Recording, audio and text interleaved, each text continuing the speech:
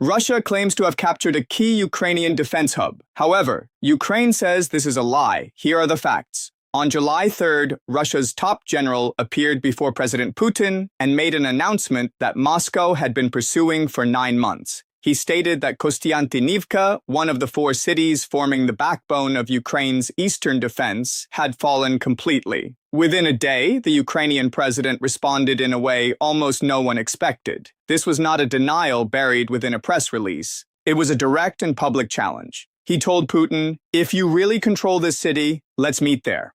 2 governments, 2 completely conflicting claims about the same city, which has a population of 78,000. And right now, neither can be verified by independent sources. However, almost none of those reporting this news can clearly explain why this particular city, more than nearly any other point along the 1,000-kilometer front line, could determine how the next 2 years of this war will unfold. Stay tuned for updates. Don't forget to subscribe to the channel and turn on notifications before we begin.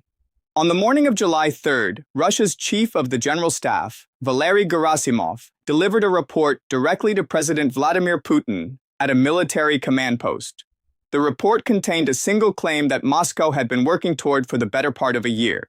Gerasimov told Putin that Russian forces had achieved what he called the liberation of Kostiantynivka, describing it as one of the main defensive hubs of the enemy within what Russian military planners refer to as the Sloviansk-Kramatorsk-Kostiantynivka fortified area. Putin, appearing on television in uniform in front of his general staff, thanked Russian soldiers and called the capture of major strategic importance. Within 24 hours, the response from Kyiv was immediate, and it was not subtle. President Volodymyr Zelensky posted directly to social media, calling the announcement, in his words, another Russian lie, an attempt to generate some kind of a news story. And then he did something that turned this from a routine battlefield dispute into a genuinely striking moment of political theater. He said that if Kostiantynivka were actually under Russian control, then perhaps Putin would have no problem meeting him there to find a diplomatic way to finally end the war. Ukraine's general staff backed him up with a formal statement, saying that military units and subunits of the 19th Army Corps of the Eastern Grouping continue to conduct defensive operations on designated lines within the town and on its approaches. So here is where we actually stand as of right now.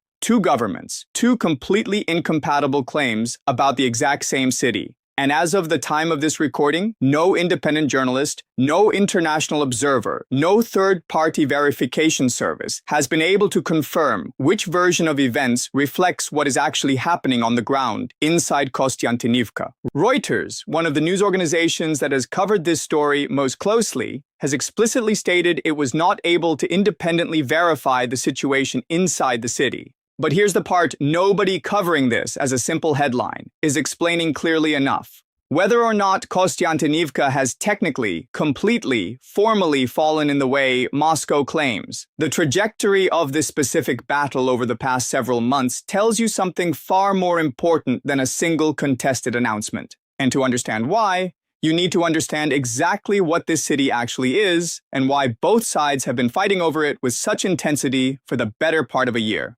Kostiantynivka is not just another Ukrainian town caught in the path of a Russian advance. It is the southernmost anchor of what Ukrainian and Western military analysts call the Fortress Belt, a 50-kilometer chain of 4 heavily fortified cities, Sloviansk, Kramatorsk, Drushkivka, and Kostiantynivka itself, connected by a single critical highway and reinforced continuously since 2014, when the first phase of this conflict began in the Donbas. This defensive line has functioned for over a decade now as the actual backbone of Ukraine's ability to hold the eastern part of the country. It is not an exaggeration to say that this specific 50-kilometer stretch of territory has absorbed more sustained defensive engineering, more fortification, and more strategic significance than almost any other piece of ground in the entire war. And here's why that matters so much more than the fate of any single city on its own. If the fortress belt falls, and this is not speculation, this is the consistent assessment of independent military analysts who have studied this specific defensive line for years, it opens direct and largely unobstructed routes westward toward Kharkiv, toward Dnipro, and towards Zaporizhzhia, cities that have remained under firm Ukrainian control for the entire war, specifically because this fortified chain has stood between them and the advancing Russian front. This is why the Institute for the Study of War, one of the most closely followed independent assessments of this conflict, has for years described the capture of the fortress belt as a multi-year undertaking that would cost Russia enormous amounts of time, manpower, and equipment, precisely because the strategic stakes attached to it are so much larger than the value of any individual city within the chain. It's worth understanding just how long this specific stretch of terrain has been recognized as strategically decisive, because this is not a designation that emerged only recently as the fighting intensified. Ukrainian and Western military planners have referred to this fortified line as the cornerstone of Ukraine's eastern defense for well over a decade, dating back to the initial phase of fighting in the Donbas region in 2014. That decade of continuous fortification work, layered defensive positions, extensive underground infrastructure, and carefully prepared urban strongpoints represents a defensive investment that simply cannot be replicated quickly if it is lost. If Ukrainian forces are ultimately pushed back from this specific line, whatever secondary defensive positions exist further west would almost certainly lack the same depth of preparation, which is precisely why independent analysts have repeatedly emphasized that surrendering the fortress belt without a sustained fight would represent a serious strategic miscalculation regardless of the human cost required to continue holding it. Now here's where things become far more complicated, because the battle for Kostiantynivka specifically did not happen quickly, and the way it unfolded tells you something important about how this entire war is actually being fought right now, as opposed to how it was fought in its earlier phases.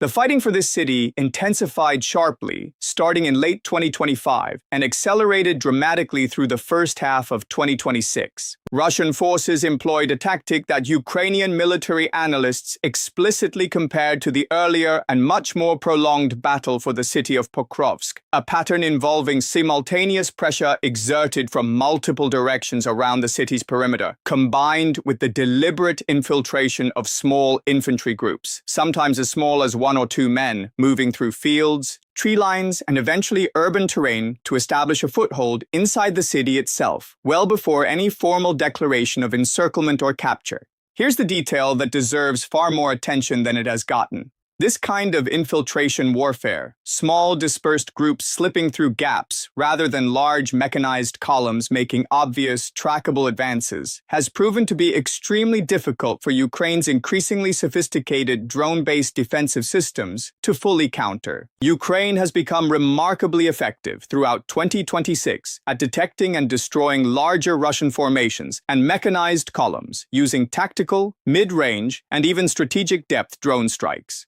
But identifying and stopping a handful of soldiers moving individually through dense urban terrain, where there are countless opportunities for concealment from both visual observation and aerial surveillance, is a fundamentally different and much harder problem. Kostiantynivka became, in effect, a demonstration of exactly where the limits of drone-centric defense currently sit. And that's where this story adds another layer of complexity, because the Russian military reportedly deployed a specialized unit known as Rubicon to the Kostiantynivka sector specifically to interdict Ukrainian resupply and logistics. Reports from Ukrainian military correspondents and independent outlets covering the front line describe this deployment as causing what one detailed account referred to as a drastic worsening of Ukrainian frontline logistics, a pattern that mirrored almost exactly what happened during the earlier siege of Pokrovsk. By the later stages of the fighting for Kostiantynivka, soldiers on the ground reportedly described a situation where almost no vehicles and very few unmanned ground systems could move in or out of the city without being intercepted. Vehicle-based troop rotation had become effectively impossible. Casualty evacuation had become extraordinarily difficult. Even Ukraine's larger resupply drones, the ones specifically designed to sustain frontline infantry positions when conventional vehicle access is cut off, were reportedly being intercepted with increasing frequency by these specialized Russian units. This is the real question that matters here, and it's one that goes well beyond the specific dispute over whether the city has technically and completely fallen. When a defending force loses the ability to reliably rotate its troops, evacuate its wounded, and resupply its positions, the practical military reality on the ground starts to diverge from the formal question of who holds which specific building or street, regardless of what either government's official statement says. Ukrainian commanders on the ground described their own forces as being in what they called a state of semi-encirclement in the weeks before Russia's announcement, a term that specifically describes a defensive position that remains technically connected to friendly lines, but is under such sustained pressure from multiple directions that sustaining that position over an extended period becomes increasingly difficult. Now let's talk about the evidence each side has actually presented, because this is where the fog of this specific battle gets genuinely thick, and where you need to understand exactly how modern information warfare is being conducted alongside the actual physical fighting. Russia's defense ministry released imagery through official channels showing what it described as Russian soldiers holding national flags amid damaged buildings inside the city.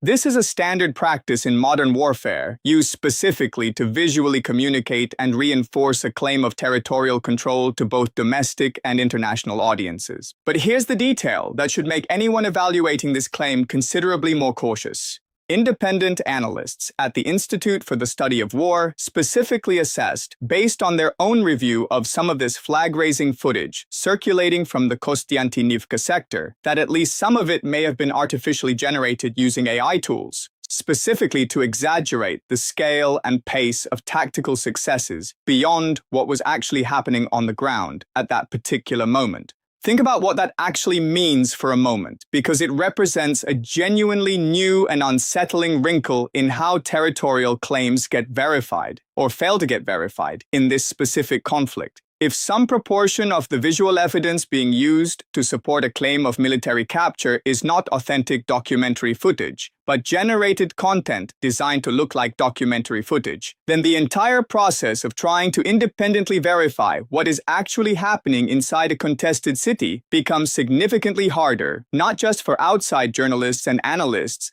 but potentially for military planners on both sides, trying to build an accurate picture of the battlefield. This is not a hypothetical concern specific to this one battle either. Throughout 2026, both Ukrainian and independent Western analysts have documented a broader pattern of synthetic or manipulated content appearing in connection with claimed Russian territorial gains across multiple sectors of the front, not just around Kostiantynivka. What makes this trend genuinely significant, rather than simply an interesting technical footnote, is what it means for how wars like this one actually get evaluated by the outside world going forward.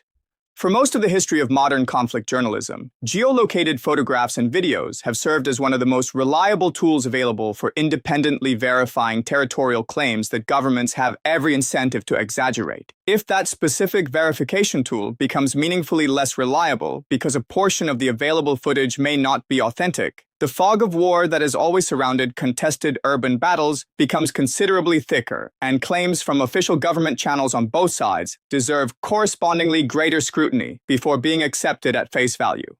Meanwhile, Ukraine's position rests primarily on formal statements from its general staff describing continued active defensive operations by specific named military units, the 19th Army Corps of the Eastern Grouping, rather than on independently verifiable visual documentation of its own. Zelensky's public challenge to Putin, inviting him to meet inside the city if Russian control were genuine, functions less as a literal diplomatic proposal and more as a rhetorical device specifically designed to highlight the unverified nature of Moscow's claim to both domestic Ukrainian and international audiences simultaneously. So what happened next matters even more than the initial dueling claims themselves. Independent military assessments have been closely tracking the situation in this specific sector for months, and their pattern of findings leading up to this announcement is worth understanding in detail, because it provides useful context for evaluating how much weight either side's current claim actually deserves. Throughout 2026, independent battlefield assessments consistently found that Russian territorial gains in this sector, and across the broader front more generally, had significantly slowed compared to the pace observed in 2025. One specific comparative analysis found that Russian forces had advanced at an average rate of roughly 15 square kilometers per day during 2025, but only about 5.5 square kilometers per day during the first 3 months of 2026, despite Russia deploying significantly more resources and reinforcements specifically toward this sector.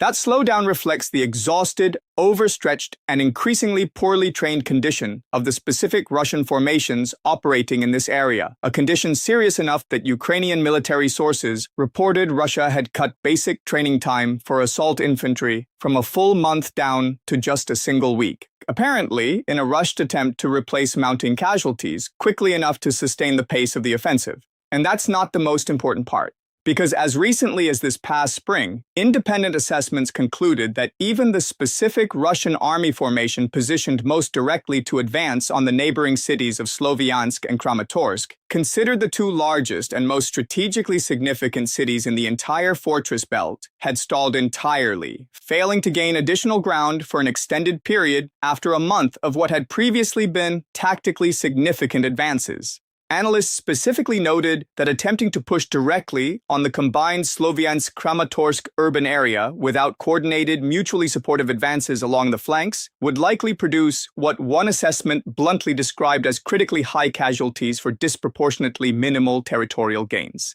This is the real question that determines what actually matters here, far more than resolving the immediate dispute over Kostiantynivka's exact current status. Even if Russia's claim regarding this specific city turns out to be substantially accurate, and there is real evidence on both sides worth taking seriously, independent assessments throughout this year have consistently concluded that Russia lacks the combat power, the logistics, and the trained manpower required to seize the entire fortress belt within any near-term time frame. Some detailed analyses have suggested that even under conditions favorable to continued Russian advances, full capture of the remaining fortified cities in this chain might not become realistically achievable until sometime in 2027 or 2028, and even that timeline assumes Ukraine's international partners maintain their current levels of military and financial support throughout that entire period. So here is where this story becomes genuinely more complicated than either government's press release wants you to understand. If Kostiantynivka has indeed fallen or is in the advanced final stages of falling, that represents a real and meaningful tactical achievement for Russian forces after 9 months of extraordinarily costly fighting. It would remove the southernmost anchor of the fortress belt and open a direct route toward the neighboring city of Drushkivka, which sits in the same river valley and is connected to Kostiantynivka by a nearly continuous residential area, making the geographic transition from one battle to the next considerably more straightforward for advancing Russian forces than a battle for a genuinely fresh defensive line would be. Military analysts have specifically noted that unlike positions deeper in Ukraine's rear, the terrain immediately surrounding Drushkivka has not been as thoroughly fortified, simply because its proximity to the active front line made extensive, long-term fortification work considerably more difficult to carry out safely. But losing Kostiantynivka, even if fully confirmed, does not by itself unlock the much larger and much more consequential objective of Sloviansk and Kramatorsk, the two cities that actually anchor the true strategic value of the entire fortress belt concept. Those two cities are larger, more heavily defended, and situated on more favorable defensive terrain, including elevated ground east of Sloviansk, that Ukrainian forces have used effectively as both a physical barrier and as strategically valuable positions for coordinating drone operations across the broader sector. Now let's talk about the timing of this announcement, because timing in this specific war is very rarely accidental, and this case is genuinely worth examining carefully. Putin made this announcement while personally visiting a military command post, a detail his own government made a specific point of publicizing through official channels and state television coverage. This happened at a moment when Ukraine has been conducting an intensified campaign of long-range strikes, specifically targeting Russian oil refining and export infrastructure. Strikes that have reportedly forced Russia to significantly expand its domestic security zones around key energy facilities. Putin explicitly referenced this pattern of Ukrainian strikes in his own public remarks, framing the announcement of Kostiantynivka's capture as evidence that Russia continues to hold what he specifically called the strategic initiative, even while simultaneously having to divert resources and attention toward defending its own domestic energy infrastructure from sustained Ukrainian attack. This also comes at a moment when broader diplomatic efforts towards some kind of negotiated resolution to this war have been effectively paused, largely because American diplomatic attention and resources have been consumed by the ongoing crisis involving Iran. Reporting indicates that both Moscow and Kyiv are currently anticipating a visit from two senior American negotiators, specifically tasked with restarting some version of the peace process, though no specific date for that visit had been confirmed as of this announcement. Zelensky has previously sent a formal open letter directly to Putin proposing a face-to-face meeting between the two leaders, a proposal the Kremlin has explicitly rejected, which adds an additional layer of context to why Zelensky's public dare, suggesting Putin meet him inside a supposedly captured Kostiantynivka, carries an extra edge of pointed political theater beyond its immediate battlefield context. What this timing suggests, though this moves from established fact into reasonable strategic assessment rather than confirmed information, is that both governments have clear and specific incentives to shape international and domestic perception of battlefield momentum at precisely this moment, just as broader diplomatic engagement appears to be on the verge of resuming after an extended pause. A confirmed, significant Russian territorial gain strengthens Moscow's negotiating position and provides tangible domestic justification for the continued human and material cost of the war. A demonstrated Ukrainian ability to hold and successfully contest even Russia's most aggressively pursued objectives strengthens Kyiv's own negotiating position and reinforces the broader international narrative of continued and effective Ukrainian resistance, a narrative that directly affects the willingness of key international partners to continue providing military and financial support at current levels. So where does this actually leave us right now, and what specifically should you be watching for in the days and weeks immediately ahead? The most honest and accurate assessment, based on everything currently known and independently reportable, is that the situation inside Kostiantynivka remains genuinely contested and cannot currently be independently verified by any outside party, despite the confident and highly specific claims coming from both governments involved. What can be said with much greater confidence is that this specific battle represents the most serious and sustained challenge the southern anchor of Ukraine's fortress belt has faced at any point since the current large-scale phase of the war began, and that the underlying military dynamics driving this specific battle, aggressive Russian infiltration tactics that are proving genuinely difficult for drone-centric defense systems to fully counter, combined with specialized units specifically deployed to systematically interdict Ukrainian logistics and resupply, will very likely be applied again against Xueqin and eventually against the considerably larger and more consequential test represented by Sloviansk and Kramatorsk. Watch specifically for independent satellite imagery analysis and detailed geolocated footage verification from organizations like the Institute for the Study of War over the coming days and weeks, since that kind of methodical, source-by-source analysis, rather than either government's official statements, will ultimately provide the most reliable picture of what has actually happened inside this specific city. Watch closely for whether Russian forces begin visibly shifting additional combat power toward Xueqin in the immediate term, since that kind of redeployment would itself serve as a meaningful practical indicator that Russian commanders consider Kostiantynivka sufficiently secured to reallocate resources toward the next objective in the chain. And watch very closely for whether the long-anticipated visit from American negotiators actually materializes in the near term, and if it does, whether the current battlefield situation around the fortress belt becomes an explicit and significant factor in whatever specific terms get discussed. The war in Ukraine is now well into its 5th year, and this specific episode is, in its own way, a genuinely accurate microcosm of exactly how this war continues to be fought and reported at this particular stage. Competing claims that cannot be immediately or independently verified. Genuine and significant strategic stakes attached to individual pieces of contested urban terrain, and a persistent, sometimes maddening gap between what political and military leadership publicly and confidently announces and what independent methodical analysts are actually able to definitively confirm has happened on the ground. Whether Kostiantynivka has truly and completely fallen, remains genuinely and actively contested, or occupies some messy and complicated state in between those two clean narratives, the battle for the rest of the fortress belt, and by extension for the broader strategic future of the entire eastern Ukrainian front, is very clearly not over. It may, in a very real and significant sense, be just beginning.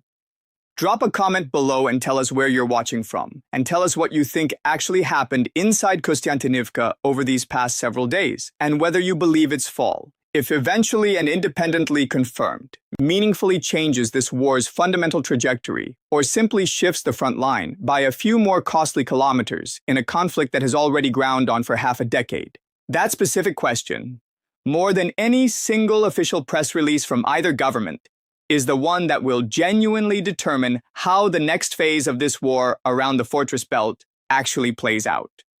If you're not subscribed yet, this is the moment. Hit the bell because the battle for Drushkivka and eventually for Sloviansk and Kramatorsk is going to define the next critical phase of this war, and we will be here covering every single verified development as it happens.